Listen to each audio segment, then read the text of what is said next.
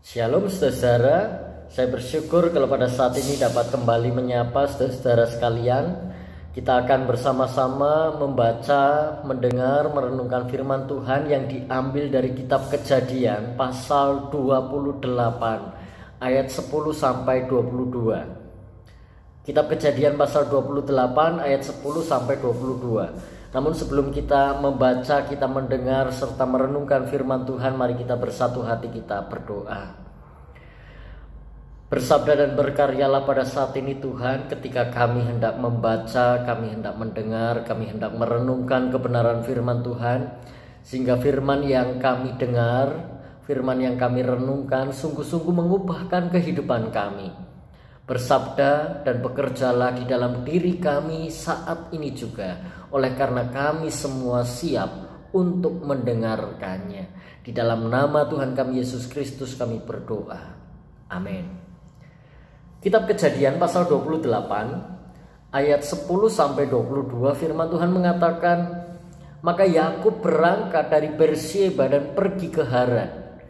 Ia sampai di satu tempat dan bermalam di situ. Karena matahari telah terbenam, ia mengambil sebuah batu yang terletak di tempat itu dan dipakainya sebagai alas kepala, lalu membaringkan dirinya di tempat itu. Maka bermimpilah ia, di bumi ada didirikan sebuah tangga yang ujungnya sampai di langit, dan tampaklah malaikat-malaikat Allah turun naik di tangga itu. Berdirilah Tuhan di sampingnya dan berfirman, Akulah Tuhan Allah Abraham nenekmu dan Allah Ishak. Tanah tempat engkau berbaring ini akan kuberikan kepadamu dan kepada keturunanmu. Keturunanmu akan menjadi seperti debu tanah banyaknya, dan engkau akan mengembang ke sebelah timur, barat, utara, dan selatan. Dan olehmu serta keturunanmu semua kaum di muka bumi akan mendapat berkat. Sesungguhnya aku menyertai engkau dan aku akan melindungi engkau kemanapun engkau pergi. Dan aku akan membawa engkau kembali ke negeri ini, sebab aku tidak akan meninggalkan engkau, melainkan tetap melakukan apa yang kujanjikan kepadamu. Ketika Yakub bangun dari tidurnya, berkatalah ia, sesungguhnya Tuhan ada di tempat ini dan aku tidak mengetahuinya. Ia takut dan berkata, alangkah dahsyatnya tempat ini. Ini tidak lain dari rumah Allah. Ini pintu gerbang surga. Keesokan harinya pagi-pagi Yakub mengambil batu yang dipakainya sebagai alas kepala dan mendirikan itu menjadi tugu dan menuang minyak ke atasnya. Ia menamai tempat itu Betel. Dahulu nama kota itu Luz. Lalu bernasarlah Yakub, jika Allah akan menyertai dan akan melindungi aku di jalan yang kutempuh ini, memberikan kepadaku roti untuk dimakan dan pakaian untuk dipakai, sehingga aku selamat kembali ke rumah ayahku, maka Tuhan akan menjadi Allahku. Dan batu yang kudirikan sebagai tugu ini akan menjadi rumah Allah. Dari segala sesuatu yang engkau berikan kepadaku akan selalu kupersembahkan 1/10 kepadamu. Amin. Saudara, ada seorang pria yang bernama Sikart. Sikart ini pernah ditangkap, dia ditahan di penjara La Force di Perancis saat terjadi revolusi Perancis. Nah saudara, bagi para tahanan yang ditahan di La Force, maka hanya ada satu kepastian yang mereka miliki, yaitu bahwa mereka akan menjalani guillotine atau pemancungan kepala. Nah saudara, Sikart yang ditahan di penjara La Force itu pastilah juga akan menghadapi kematian dengan cara guillotine atau pemancungan kepala. Tetapi yang menarik saudara, di tengah-tengah waktu menantikan kapan waktunya dia akan dipancung kepalanya, ternyata Sikart ini memanfaatkan waktu dengan sebaik mungkin.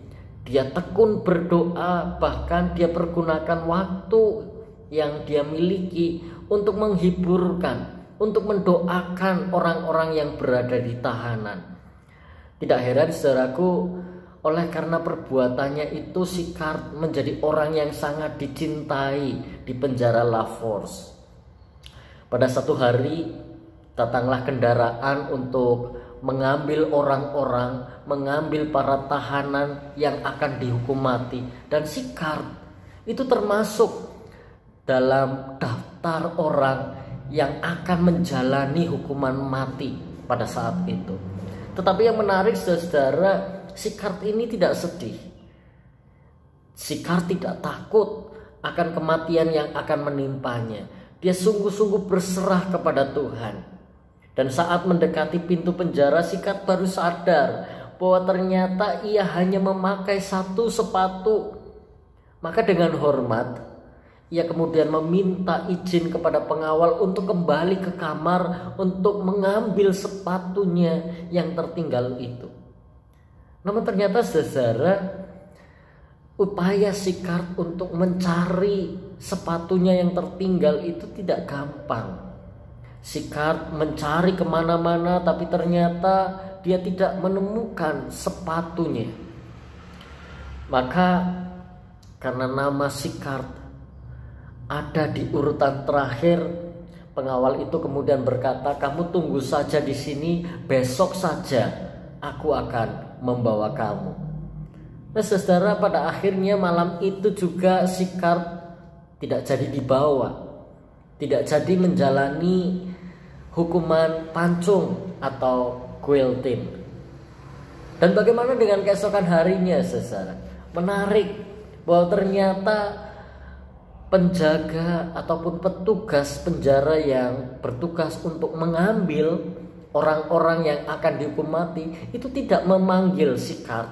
Kenapa? Karena ternyata nama Sicard sekali lagi tidak tertulis di dalam daftar orang yang akan menjalani hukuman mati. Kenapa? Karena nama Sicard sudah ada di daftar yang mati pada hari kemarin. Maka namanya sudah tidak ada. Dan yang luar biasa, sampai akhirnya revolusi Perancis itu berakhir, Sicard dibebaskan dari penjara. Dia tidak mendapatkan hukuman mati seperti orang-orang yang lain. Saudara, kisah hidup Sicard ini luar biasa. Kisah hidup Sicard menunjukkan kepada kita bagaimana Tuhan mampu memberikan pertolongan, Tuhan mampu memberikan penyertaan kepada anak-anaknya, bukan sekedar dengan cara-cara yang luar biasa, tetapi juga dengan hal-hal yang nampaknya biasa, yang nampaknya tidak masuk akal. Dan kalau kita perhatikan bacaan kita hari ini, saudara, ketika kita memperhatikan kitab Kejadian pasal 28 ayat 10 sampai ayat yang ke-22, kita bisa melihat bagaimana Allah juga menyatakan diri kepada Yakub dengan cara yang biasa. Menarik kalau kita perhatikan, saudara, konteks bacaan kita. Bacaan kita ini sebetulnya bercerita tentang Yakub yang sedang melarikan diri dari Esau. Karena perbuatannya merebut hak kesulungan Esau, Yakub menjadi ketakutan. Dia melarikan diri. Dia pergi dari Beersheba, lari ke Haran. Dan jarak dari Beersheba ke Haran ini ratusan kilometer. Saudara, kalau kita menempuh perjalanan ratusan kilometer pada saat ini, itu nggak masalah. Kita ada mobil, kita ada motor, ada alat-alat transportasi. Tetapi di zaman dulu, menempuh perjalanan ratusan kilometer itu berarti harus menempuh perjalanan berhari-hari. Perjalanan yang sangat melelahkan, perjalanan yang tidak mudah yang harus ditempuh oleh Yakub. Dan itu nampak, saudara, di dalam bacaan kita, bagaimana Yakub juga menjalani perjalanan yang sangat tidak mudah. Di malam hari ketika matahari telah terbenam, Alkitab mengatakan ia mengambil sebuah batu yang terletak di tempat itu dan dipakainya sebagai alas kepala. Saudara, perhatikan bahwa di dalam perjalanan Yakub dari Beersheba menuju ke Haran, Yakub tidak mendapatkan tempat peristirahatan yang layak. Ketika beristirahat, alat yang dipergunakan untuk sandaran atau alas kepala itu adalah batu. Secara jelas batu ini bukan alas yang nyaman untuk kepala kita. Dan tentu Yakub juga merasakan ketidaknyamanan itu. Terlebih kalau kita perhatikan saudara, kata tempat dalam bahasa aslinya, dalam bahasa Ibrani itu berarti makom. Saudara kalau mendengar kata makom mungkin akan langsung teringat makam gitu ya. Sepi, sunyi, yang ada adalah kematian. Dan itulah gambaran perasaan dari Yakub pada saat itu. Ada kengerian, ada ketakutan, keputusasaan, kematian. Bagi Yakub tidak ada lagi masa depan. Hidupnya hanya ada masalah dan dia sungguh-sungguh dikejar dengan masalah itu. Nah, saudara, yang menarik di tengah-tengah situasi yang mencekam, ketika Yakub berada di makom, Yakub ternyata juga mampu merasakan kehadiran Tuhan. Bagaimana Tuhan hadir? Saudara, menarik. Alkitab kita di dalam Kejadian 28 ayat 12 mengatakan, maka bermimpilah ia. Nah, saudara, bahwa ternyata Allah hadir, Allah menunjukkan dirinya, Allah memberikan janjinya kepada Yakub lewat mimpi. Saya yakin dan percaya saudara semua juga pernah bermimpi. Dan disinilah Tuhan memakai cara yang sederhana yang bisa dialami oleh setiap orang, yaitu lewat mimpi. Ketika Yakub beristirahat, Allah hadir meneguhkan hati Yakub. Dan itu sebabnya Yakub kemudian mampu bangkit. Yakub kemudian mampu melanjutkan perjalanannya. Kenapa? Karena ia tahu Allah menyertai. Dan itu dinyatakan oleh Allah di dalam Kejadian 28 ayat 15. Sesungguhnya aku menyertai engkau dan aku akan melindungi engkau kemanapun engkau pergi. Dan aku akan membawa engkau kembali ke negeri ini. Sebab aku tidak akan meninggalkan engkau, melainkan tetap melakukan apa yang kujanjikan kepadamu. Saudara, Allah berjanji, Allah tidak meninggalkan Yakub. Allah akan terus menyertai Yakub. Sekalipun Yakub orang yang salah, sekalipun Yakub orang yang sudah berbuat jahat, Allah tetap setia mengasihi Yakub. Maka kita belajar hari ini saudara, di dalam segala keterbatasan kita, sekalipun mungkin kita sudah melakukan dosa, sekalipun mungkin kita sudah melakukan kejahatan, percayalah Allah kita adalah Allah yang sangat mengasihi kita, Allah yang tidak pernah meninggalkan kita, Allah yang selalu hadir di setiap musim kehidupan kita. Dan Allah bisa hadir dengan cara-cara yang nampaknya biasa, yang nampaknya di luar logika kita, di luar pemahaman kita. Saya ingin mengakhiri renungan ini saudara dengan satu kisah yang pernah ditulis oleh pendeta Mimeri. Pendeta Mimeri mengisahkan tentang seorang janda yang tinggal bersama dengan anak gadisnya. Mereka hidup berdua dengan keterbatasan karena mereka sangat miskin. Berulang kali mereka harus hidup dengan cara berhutang. Nah, suatu kali saudara, janda tua yang miskin ini kedatangan tamu, yaitu orang yang telah meminjamkan hutang-hutangnya. Nah, sesungguhnya saudara, janda tua ini sudah membayarkan lunas semua hutang-hutangnya. Tetapi si pemberi hutang ternyata lupa. Dia tetap berkata, kamu belum melunasi hutangmu. Kalau kamu memang melunasi hutangmu, tunjukkan di mana buktinya. Apakah ada kwitansinya? Tunjukkan kepadaku. Nah saudara, dengan rasa panik, dengan rasa takut, segera janda itu mencari bersama dengan anaknya kwitansi, bukti pembayaran hutang. Tapi ternyata saudara, mungkin karena panik, maka janda itu bersama dengan anaknya tidak bisa menemukan. Maka mintalah ia waktu beberapa hari untuk bisa mencari kwitansi itu. Dan akhirnya disepakati mereka mendapatkan waktu 3 hari. Waktu 3 hari untuk bisa menunjukkan bukti kwitansi bahwa hutang mereka sudah mereka bayar dan mereka lunaskan. Nah saudara, 2 hari mereka cari, hasilnya nihil.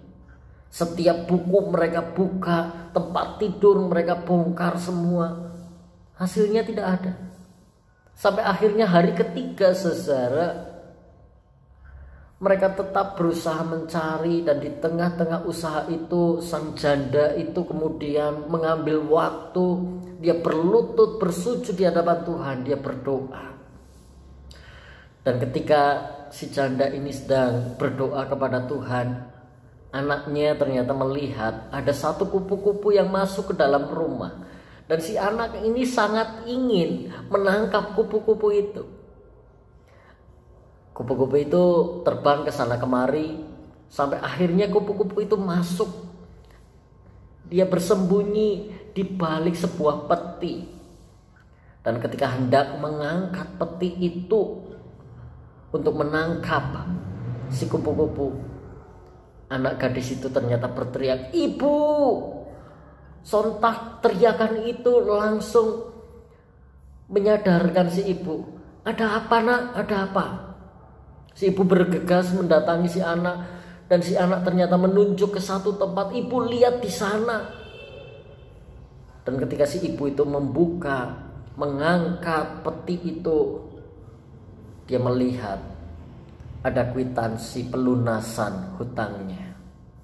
Saudara, Tuhan bisa memberikan apa saja untuk kita. Tanda kehadiran Tuhan bisa dinyatakan lewat apapun, bahkan lewat cara-cara yang sederhana, cara-cara yang mungkin tidak pernah terpikirkan oleh setiap kita. Tetapi satu hal yang pasti, Allah selalu hadir untuk menguatkan kita. Allah selalu hadir untuk menyertai kehidupan kita. Oleh sebab itu jangan khawatir, jangan takut akan kehidupan kita, karena kita selalu disertai oleh Tuhan. Tuhan memberkati kita. Amin. Saudara, mari kita bersatu hati, kita berdoa. Bapa di dalam sorga, kami bersyukur untuk firman Tuhan yang kami dengar. Mampukan kami untuk juga mengimani bahwa di dalam hidup kami, Tuhan tidak pernah meninggalkan kami. Tuhan selalu menjaga kami. Bahkan di saat kami bergumul, di saat kami merasa takut seperti Yakub, kami percaya Tuhan, Engkau bisa hadir lewat cara-cara yang sederhana, cara-cara yang mungkin tidak terpikirkan, terbayangkan oleh kami. Kami mau serahkan kehidupan kami ini Tuhan ke dalam tangan Tuhan. Tuhan yang selalu memimpin menyertai kami. Bagi kami Tuhan yang masih bersekolah, Tuhan berkati usaha kami untuk belajar. Sekalipun Tuhan kami belum dapat menjalani sekolah dengan tatap muka, tetapi kami percaya sekalipun kami masih menjalani sekolah dengan cara online, Tuhan juga akan terus hadir memberkati kami. Berkati orang tua kami di dalam pekerjaan mereka. Berkati Tuhan orang-orang yang selama ini juga sedang memperjuangkan, para pemerintah, para petugas medis yang sedang memperjuangkan kondisi kehidupan Indonesia di tengah pandemi COVID-19 ini. Kami serahkan Tuhan seluruh pergumulan ini hanya ke dalam tangan Tuhan. Tuhan berkati sehingga kami semua boleh melihat sama seperti Yakub yang melihat ada Tuhan yang hadir di dalam hidup kami. Kami serahkan kehidupan kami ini Tuhan hanya di dalam nama Tuhan kami Yesus Kristus, Tuhan serta Juru Selamat kami yang hidup. Amin.